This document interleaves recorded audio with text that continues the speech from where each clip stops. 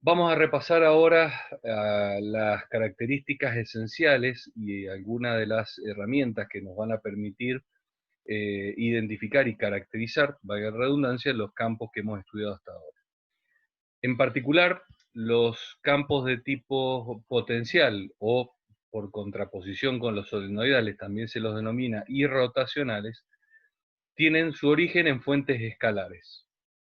Las líneas de campo son abiertas, con un origen en una de las fuentes y se extienden hasta el infinito, o bien podemos considerar que en realidad provienen del infinito y tienen un fin en un sumidero. En general vamos a asociar las cargas positivas a las fuentes y las cargas negativas a los sumideros.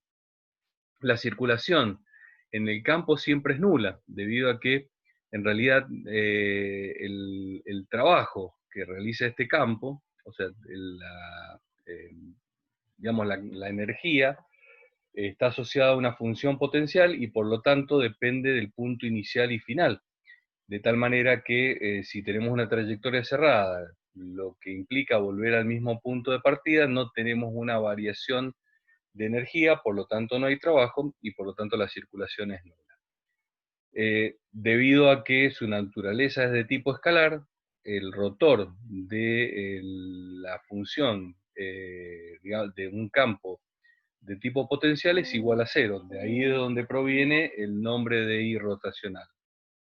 Para que digamos, este rotor sea igual a cero, significa que cada una de sus componentes también debe serlo. O sea que no hay una variación cruzada entre el campo y cada una de las componentes, sino que hay una dependencia más bien de tipo lineal. De ahí a que la divergencia del campo alrededor de la carga sea distinta de cero, si hay una variación, que es lo que habíamos visto como la ley de Gauss, otra de las formas de también explicar este fenómeno. En el caso de los campos solenoidales o rotacionales, son originados en fuentes de tipo vectorial. Las características es que las líneas de campo son cerradas sobre sí mismas, con lo cual en realidad no se tocan, o sea, no hay intercambio de líneas. Dijimos que siempre que se mantiene en la línea de campo el criterio de unicidad. En el caso de que estemos considerando el flujo a través de una determinada superficie abierta, este flujo total va a estar ligado no a la superficie en sí, sino al contorno que ella define. De tal manera que si la superficie es cerrada, ya vamos a ver un poco más adelante, el contorno se hace nulo y por lo tanto el flujo neto a través de cualquier superficie cerrada es igual a cero. En general, el flujo que atraviesa una sección dada para un campo de tipo solenoidal estático es constante. La magnitud del campo resulta ser inversamente proporcional eh, a esta sección, o sea, dicho de otra manera, eh, si disminuyo la sección a través de la cual considero el flujo, se incrementa la densidad de línea, con lo cual se incrementa el campo y viceversa. Entonces, son inversamente proporcionales.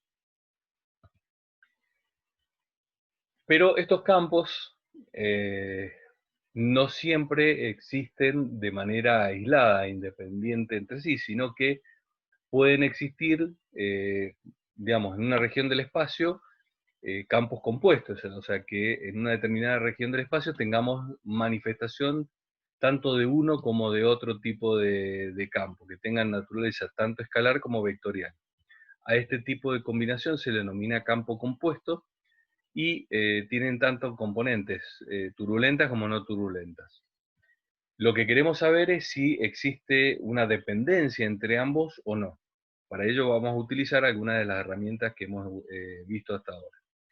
Entonces, en principio, si Suponemos que estos campos, en principio, los vamos a considerar independientes. Uno, que lo denominamos como A sub 1, que tiene naturaleza rotacional, y el A sub 2, de naturaleza irrotacional o conservativa. En el caso del que tiene naturaleza rotacional, tiene un origen de tipo vectorial o vorticoso.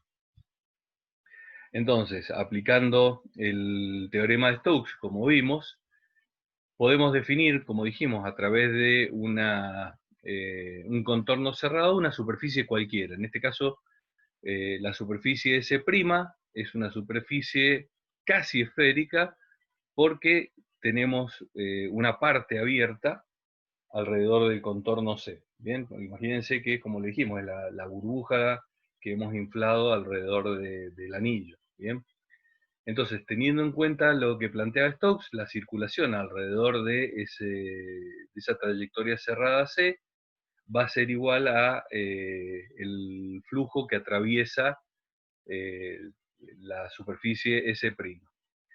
De tal manera que si este contorno tiende a ser cada vez menor hasta el punto de que se cierra conformando una nueva superficie S, tendríamos que el flujo total, digamos, a través de esa superficie, dado por el teorema de Stokes, y aplicando, digamos, esta identidad algebraica que que encontramos cuando hicimos el estudio de las magnitudes, perdón, de álgebra vectorial, el gradiente o la variación de esta magnitud alrededor en un volumen cerrado tau,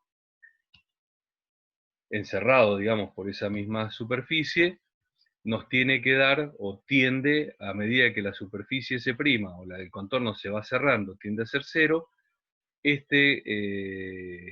digamos, el flujo neto tiende a ser cero, dado que, digamos, ese origen vorticoso, o esa magnitud vectorial va a ser continua a lo largo de toda la superficie. Dicho de otra manera, el gradiente o la variación de esta magnitud también tiende a ser cero. Por lo tanto, lo que nos está diciendo es que para que haya, digamos, o mejor dicho, la magnitud vectorial que le da origen a este campo rotacional, si se cumple que es igual a cero, quiere decir que es continuo. O sea que si el campo es rotacional, es de tipo estático, la corriente que lo provocaría sería una corriente continua, que es un poco lo que sabemos de física. Esto sería, digamos, la parte analítica para considerarlo de esa manera.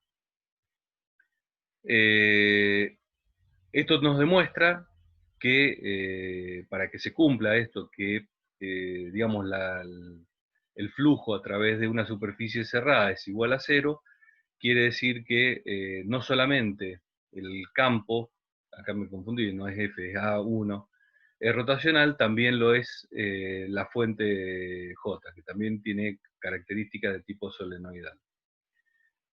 Si consideramos ahora el otro campo, el irrotacional o de origen escalar, y definimos una función potencial que está relacionado a través de el gradiente de la función potencial, como habíamos visto, y calculamos la circulación, vemos que, nuevamente, como es conservativo, y hacemos la circulación a lo largo de una trayectoria cerrada, esto equivalía a el trabajo elemental, y por lo tanto el trabajo es nulo y el trabajo elemental también lo es. De tal manera que si calculamos entonces utilizando esas expresiones, lo equiparamos al rotor del campo, este era igual a cero, lo cual nos dice que para una función,